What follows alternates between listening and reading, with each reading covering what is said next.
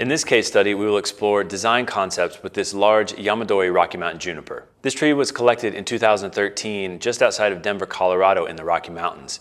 It's approximately 300 years old, and it was maintained for several years after collection in Denver at an elevation of about 1 mile. It was then brought to the southeast to Tennessee 1 year ago, so it's had one full growing season in a much more humid and hot environment.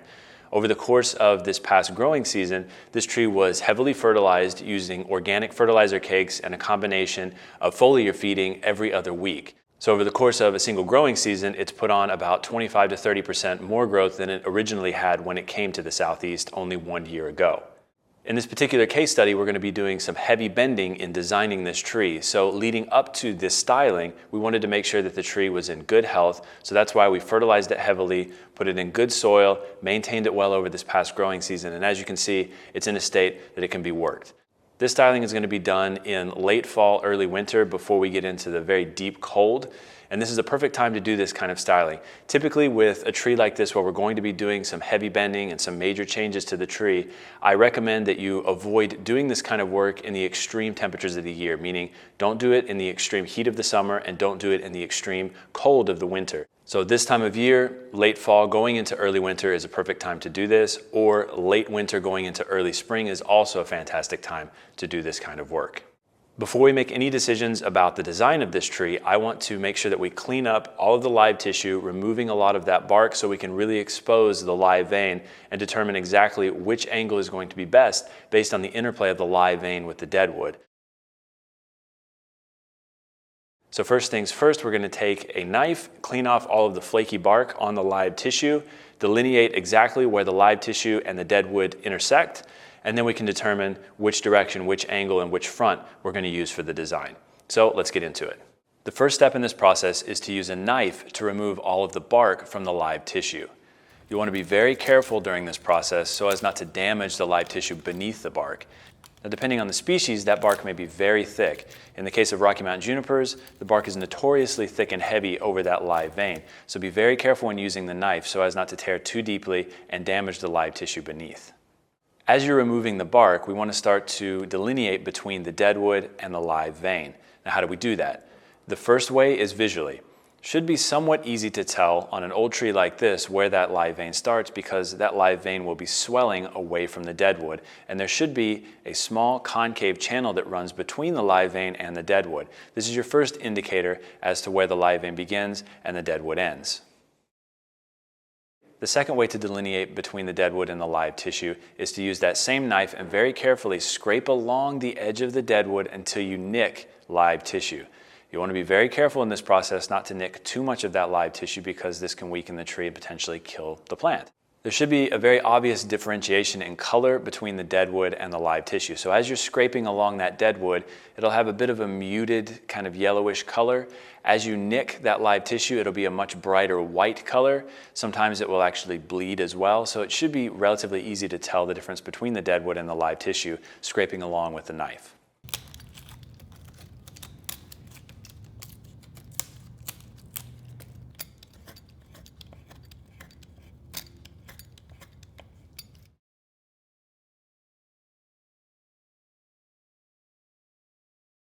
On an old tree like this, quite often there will be old bark on the deadwood that's very difficult to remove just using that knife. In those cases, I recommend that you buy this specialty tool, which is going to allow you to scrape that old bark much more easily than a knife will.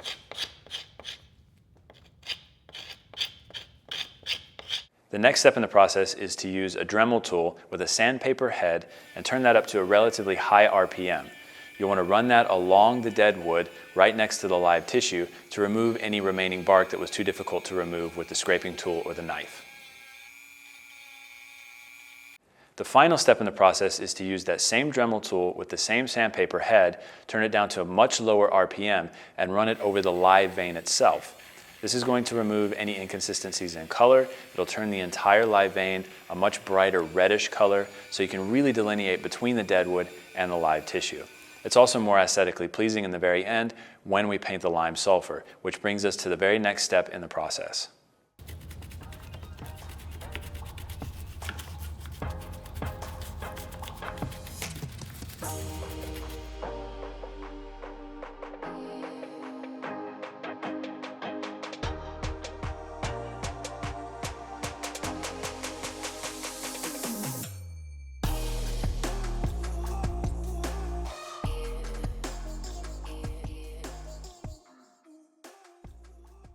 Now that the deadwood has been thoroughly cleaned, all of the debris has been washed away, and the bacteria has been completely removed, it is time to apply a substance called lime sulfur.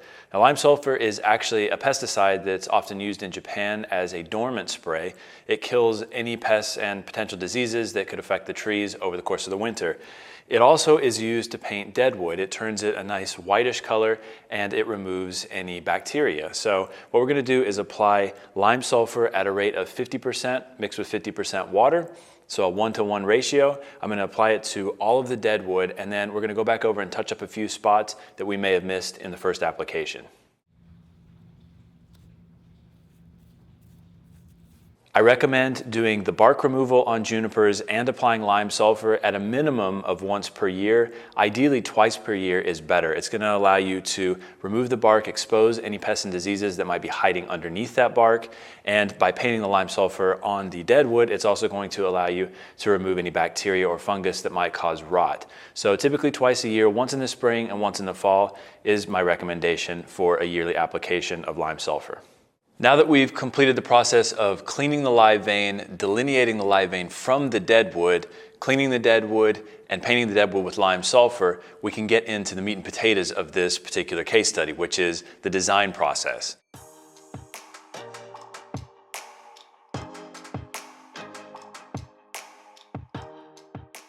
The first step in this process is to identify both the flaws and the features of this tree. What I typically do is start at the base of the tree and work my way towards the top, identifying both the good points and the bad points of a given plant. So let's do that with this Rocky Mountain juniper. If you notice the base of the tree from this particular front, it's rather wide, and the tachiagari, which is the area just above the nabari or surface root area, up to basically the first portion of movement in the trunk, is situated on an angle moving to the left, which is quite nice. If this were on a perpendicular angle to the soil line, we would want to orient that one direction or the other, but because this tree naturally sits on a slight angle, that's a plus. Moving up the trunk into this area, you'll notice some very interesting deadwood features with beautiful striations. These are the type of features that we want to show off in the design. These tell the story of the tree, so potentially this could be a decent front for the plant because of this beautiful section right here. Moving further out the tree, you'll notice a nice twist in this area. You can actually see the live vein right here. It twists and then disappears slightly behind this deadwood feature, and then very slightly reappears at the base. So you can actually see it entering the soil here right at the very base of the tree. This is definitely a plus when you're deciding the front of a juniper, particularly an old Yamadori like this. Ideally, you want to be able to see the live vein touch the soil. Now, why is this? If you can't see that live vein touching the soil, it's possible or quite likely that the tree might be a tanuki, which is basically a tree where you have a piece of deadwood and then a live tree attached to it, rather than a natural tree where the trunk has died over time and you're left with a natural live vein. So in order to really show that this is a natural tree and not a tanuki or a phoenix graft, we want to make sure to try to show off the live vein hitting the soil if possible. Now, the issue with this particular front is that we had a live vein right here, or what appeared to be a live vein, before we got into the cleaning process. As we cleaned the tree, though, we noticed that this area was in fact dead. So I had to remove all of the old bark from here, which gives us a very, very tiny visual of the actual living tissue right along the backside here. It would be more ideal to see more of that live vein from the front, so perhaps we can shift the front slightly one direction or the other to show that off a bit more. In the end, this may not actually happen. We may end up going with this particular front, but we need to keep all of these features and flaws in mind as we go. Now, moving even further up the trunk, if you notice up at the top here, we have some beautiful deadwood features. These interplay very nicely from this particular angle here. You can see all three of those tenjin or apical gins from this particular front. They move in a beautiful fashion together. They mimic one another, which is a great feature. So perhaps this is still a good front using this as an item to show off. Now, if we go to the very far end of the trunk over here, you'll notice that this section is actually perpendicular, or nearly perpendicular to the ground. This typically would be considered a flaw. Just as I mentioned at the very beginning with the base of the tree, the tachiagari, we want to be on a slight angle. We also want to make sure that the rest of the trunk, all the way out to the very end, has no areas where they're parallel to the ground or perpendicular to the ground. So in this case, you'll notice here that that is almost perpendicular. So if we do use this as the front, perhaps we'll shift that slightly, or perhaps we'll try to bend that area to make it less perpendicular. Lastly, I want to take a look at the foliage relative to the features of the tree. If you notice, the foliage is way out here and all of the main features are way back here. So you've got sort of two disparate trees essentially. So what I want to do, if we do in fact use this as the front, is bring that foliage back down to interplay with the deadwood features here. The foliage is really used as a picture frame to frame the most interesting parts of the tree. So in order to do that, if we utilize this as the front, we'll have to put a major bend in that portion of the trunk to pull it down to create that picture frame to draw your eye to this most interesting feature of the tree. Now that we've discussed this particular front for the tree, let's shift the angle and the position of the tree to see if there might be a better front.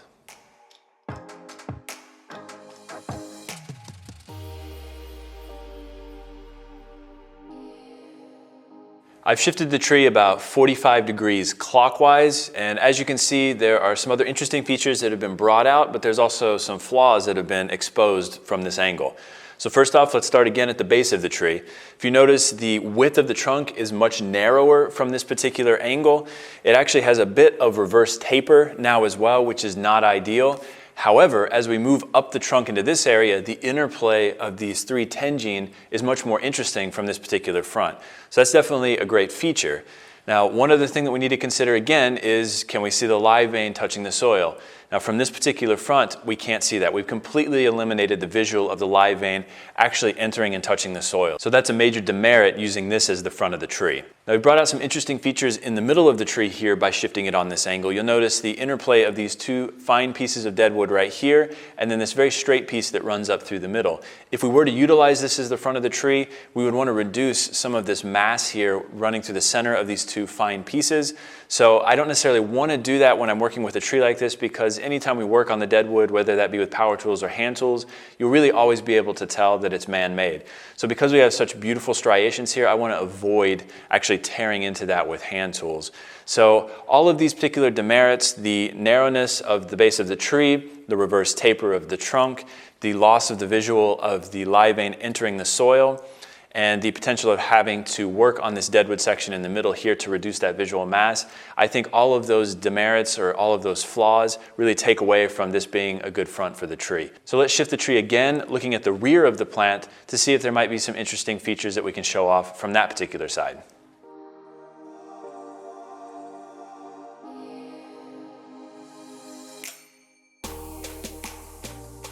So this angle is the exact opposite 180-degree shift from the original front that we looked at.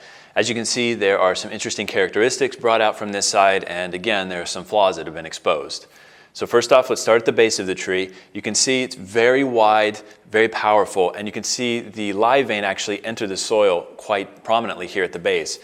That's one great feature of this particular side. However, as we move up and out the tree here, you'll notice that this is very straight in this area. It does curve back down and then disappear around the back, which is a great feature. But this straightness through here, I don't find that interesting. So perhaps the other side might be a better front. Now, if you look at the base of the tree here where I removed some of that old bark with that scraping tool, you'll see that it looks man-made. It looks quite contrived. So I don't particularly want to show that off. Now, this will age quite nicely over time. However, for the time being, I don't think that it really merits using this as the front. The deadwood feature at the top up here, the interplay of the gins is quite nice, but probably not as good as the opposite side of the tree. And again, we're running into the issue of the perpendicular nature of this particular portion of the trunk here, which again isn't ideal. So perhaps if we did use this side, we would want to shift the angle one way or the other to get that on a slight angle off from perpendicular.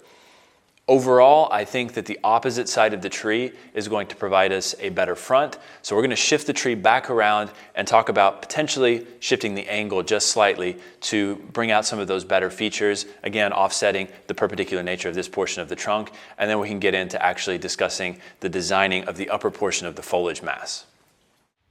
After assessing all the possible fronts and angles to use as the front of the tree, I've opted to go with our original front, but I've shifted the tree just slightly on an angle more towards the left. That's a very subtle change. It's only about 1/2 inch. However, what this does is it offsets this perpendicular portion of the trunk just slightly more, so it's on a little bit better angle. This will draw your eye away from that area once we set the foliage into position. And that brings us to the next step in the process, designing the foliage. Now, as I mentioned earlier, the main feature of the tree visually is down here. So in order to draw your eye to that, what I want to do is use the foliage to create kind of a picture frame down in this area to have that foliage interplay with the deadwood.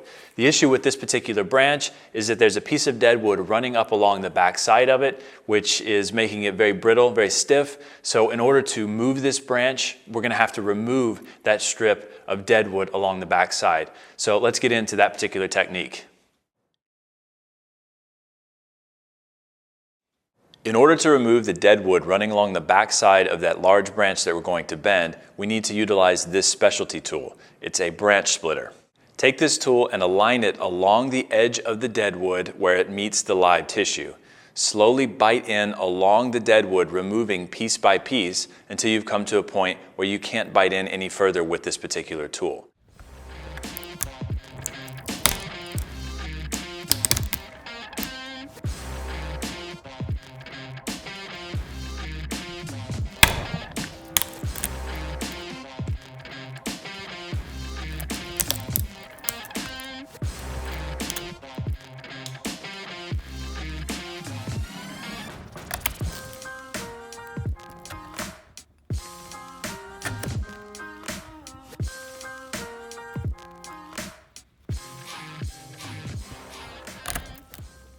Once you reach a point where it becomes too difficult to bite any further into the branch with the branch splitter, it may be necessary to utilize a Dremel tool.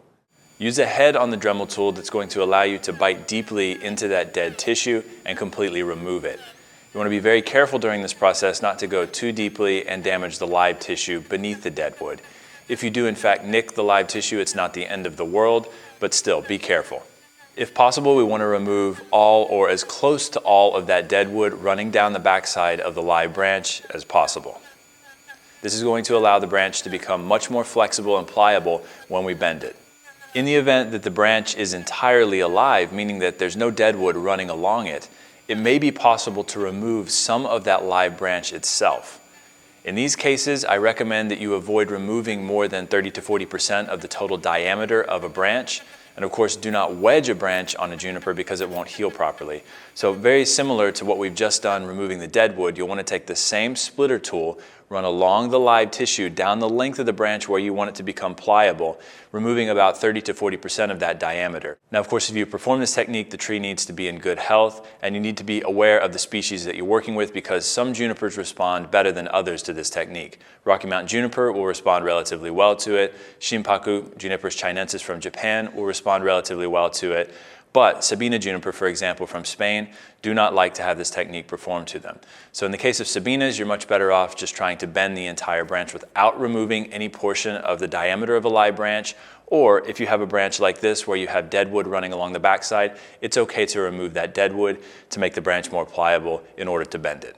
Once all of the deadwood has been removed from the backside of the branch, it's then necessary to create a backbone of wire running along the length of that branch. In the case of this particular branch, we removed a lot of deadwood very deeply into the branch itself, which means we now have a concave channel running along the back side. In order to prevent the branch from cracking or snapping as we bend it, we want to fill that entire space in with a backbone of wire. In the case of this tree, we utilized copper wire. However, you can also use aluminum wire for the same purpose. As you can see, if you run your finger over the copper wire, it's actually filled the entire space in and made the branch feel as if it's whole again. The main purpose in utilizing a backbone of wire down the backside of a branch is to prevent that branch from snapping when we bend it.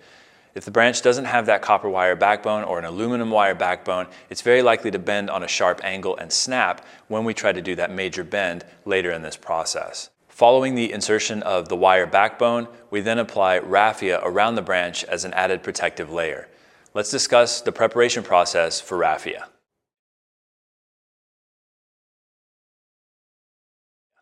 In order to bend a branch of this caliber on a juniper, we need to utilize something called raffia as an extra layer of protection around the bark when bending that branch. Raffia is a grass or a reed, and you can buy it at any local hobby shop or craft store. In the case of this particular tree, the branch is about 1.5 inches in diameter. So the number of strands that we want to tie together is going to be between 12 and 15. So what we do is pull the strands out. The raffia is dry at this point. We pull the strands out and tie the thinner end together. That way it gets progressively fatter as we get towards the end of the raffia at the base. What I'm going to do here is just loop this around, tie those thinner ends together, and pull them nice and tight. Later, when we actually apply this to the tree, we're going to cut this off so it looks a little bit cleaner.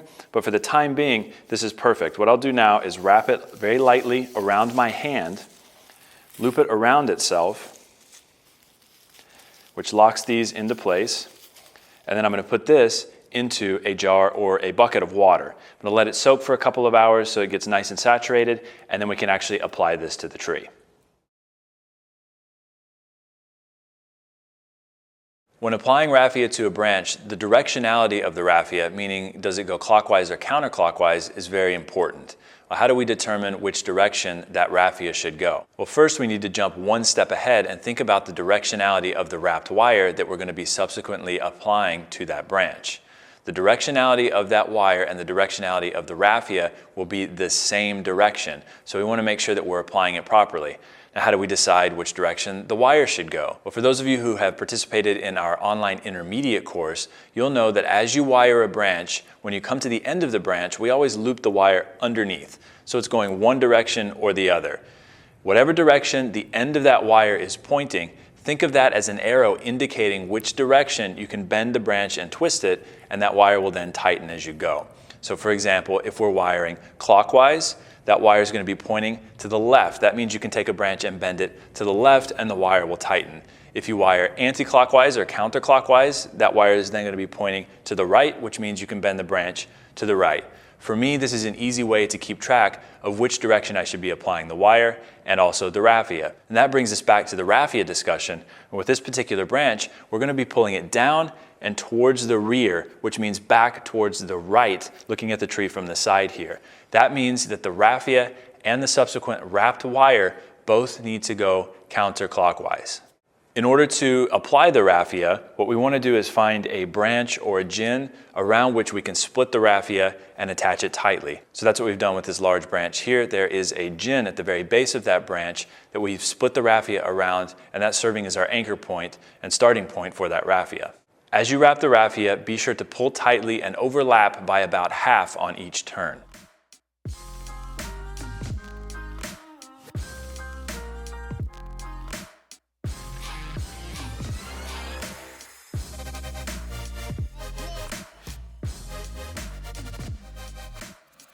As you're applying the raffia, there will inevitably come a time where that first group of raffia runs out, and you'll need to attach a second group of raffia to continue out on the same branch. Now, how do you do that? As you get to the end of the first group of raffia, take a second group of raffia, lay the knotted end under the loose ends of the original group of raffia, wrap that around, twist it together, and then continue to wrap that further out on the branch. This will lock that second group of raffia into place, and at the very end of this process, we can go back with scissors and remove each of those individual knots that look messy along the length of the branch. This will give you a nice consistent look to the raffia from beginning to end along the entirety of the branch.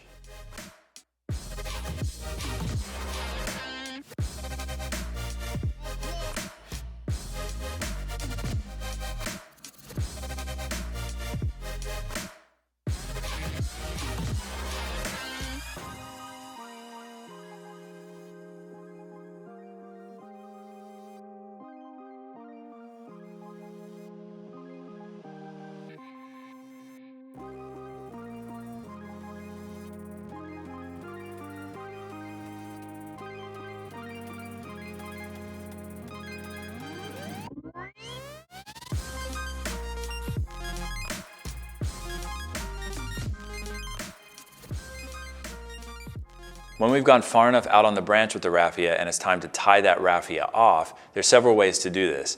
In the case of this particular tree, we had that backbone of wire running down the length of the branch. At the very end, it's sticking out just slightly, so we're going to use that as a point at which to tie off the raffia. So just like we started at the base of the branch, where we split the raffia around a gin and that was our anchor point, we're going to use that wire that's sticking out at the end of the branch as a tie-off point.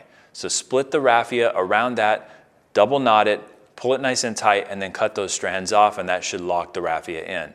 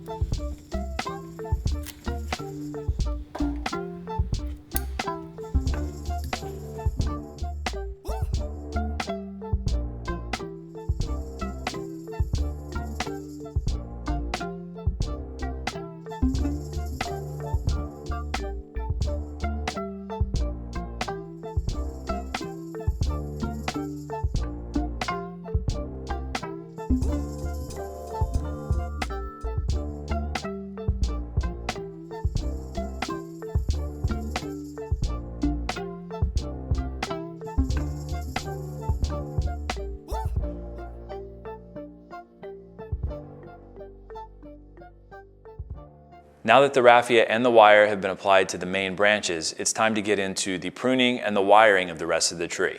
Depending on the species of juniper, we can remove more or less foliage to the detriment or the benefit of the tree. So in the case of Rocky Mountain junipers, they don't particularly like to have a lot of foliage removed all at once. So I tend to leave a bit more foliage on them than I would with, say, a Kishu Shinpaku juniper or other Junipers chinensis. The reason that I don't want to remove too much foliage all at once on a Rocky Mountain juniper is because it stresses the tree out, and the tree is likely to produce massive amounts of juvenile foliage in the subsequent growing season. This is an evolutionary response in the tree, so if this tree were in the mountains and an animal came along, nibbled a lot of the foliage off, it would then put out juvenile foliage, which is much more spiky and much less desirable to those animals, so they're much less likely to come back and eat the same plant if it's covered with juvenile foliage. I want to avoid causing a lot of juvenile foliage to appear on this tree next growing season, so I'm actually going to leave more branching on the tree than we'll eventually need. As I style the tree and as the tree develops over the next couple of years, little by little I'll remove more and more foliage or more branches that are unnecessary to the design. But for right now, we're going to wire essentially everything on the tree, removing only the absolutely unnecessary foliage for the time being. So again, for those of you who have participated in our online beginner or intermediate courses, you'll know that the types of growth that we're looking to remove are going to be the crotch growth, so anything growing out of the crotches of our branches, any branches that are long and leggy with just a little tuft of foliage at the end, because those are really unusable in the design, any branches that are sticking straight up or straight down out of our lateral branches, and any fluff that's hanging off the bottom of our lateral branches. This will clean up the tree to a degree where I can see the structure and apply the wire more easily, but it won't remove too much foliage and cause juvenile growth to appear next year.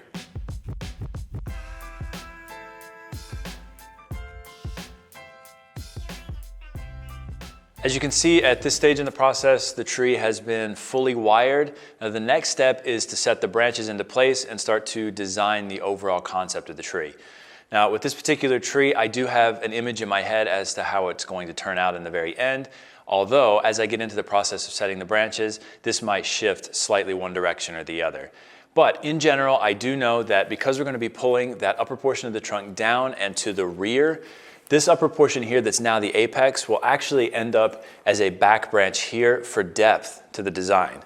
This branch here that's cutting across the front, I'm going to have to manipulate that back and around, and it's going to end up as our first directional branch just underneath the trunk right here. As I pull the upper section of the trunk down, this branch right here will be manipulated back around to be the new apex. Now this may shift a little, as I said, during the design process, but as a general rule of thumb, this is sort of how I go about the process of designing a tree. So I do know, in general, where each of those branches is going to end up. It's the details that might change along the way.